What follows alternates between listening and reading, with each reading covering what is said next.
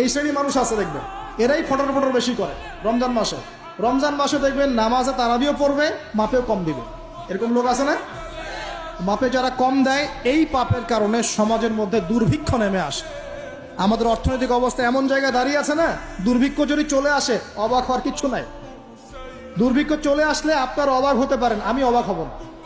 এমন একটা জায়গায় দাঁড়িয়ে আছে, এমন একটা জায়গায় দাঁড়িয়ে। এবং রমজান, এই রমজান মাসে এমনি তো দ্রব্যের দাম বেড়ে যায়, এবার যার কি হবে আল্লাহ ভালো জানে। আমার মনে হয়, আমার ভয় হয়, একদম নিম্নবিত্ত মানুষ যারা এবার রোজা রেখে ইফতার যখন করবে তখন হাত তুলে আল্লাহর কাছে বদদোয়া করা শুরু করবে।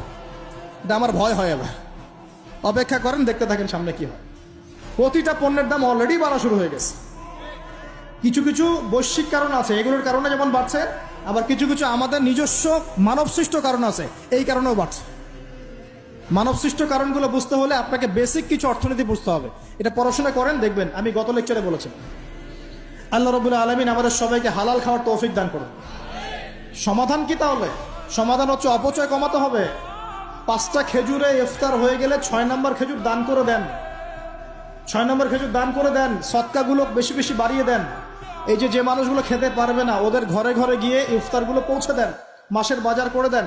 যাদের সামর্থ্য আছে, জাকাত ফরজ হয়েছে, জাকাতগুলো দিয়ে দেন। আল্লাহ পাক তৌফিক দান করুন।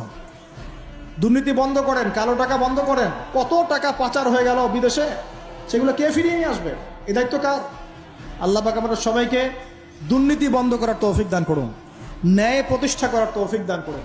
আল্লাহ রাব্বুল আলামিন আমাদের সবাইকে, স্পেশালি যুবক যুবতী যারা আছে, সবাইকে জেনা ছেড়ে দেওয়ার তৌফিক দান করুন।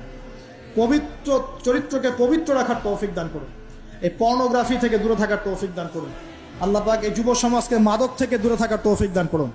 আমরা দোয়া করি যুব সমাজকে আল্লাহ পাক এই পতিতাবৃত্তি, ব্যভিচার থেকে বাঁচিয়ে রাখুন। পরিবারগুলোর মধ্যে আল্লাহ পাক শান্তি দান করুন। এই ব্যভিচার থেকে, এই বিশ্বাসহীনতা থেকে, আমানতহীনতা থেকে আল্লাহ পাক আমাদেরকে বাঁচিয়ে রাখুন। আল্লাহ পাক আমাদের শাসকবর্গকে হেদায়েত দান করুন। আল্লাহ পাক জনগণকে হেদায়েত দান করুন। আল্লাহ রাব্বুল আলামিন আমাদের সবাইকে অপচয় বন্ধ করার তৌফিক দান করুন। সবাইকে নামাজি বানিয়ে দিন, সবাইকে কোরআনওয়ালা বানিয়ে দিন, সবাইকে হাদিস চর্চা করার তৌফিক দান করুন। রাসূলের সুন্নত মাফিক জীবন গড়ার তৌফিক দান করুন। সমস্ত পরিবারগুলোতে ইসলামী পর্দা কায়েম করার তৌফিক দান করুন। নামাজ প্রতিষ্ঠার তৌফিক দান করুন। পরিবারগুলোর মধ্যে হালাল রিজিকের ব্যবস্থা আল্লাহ করে দিন।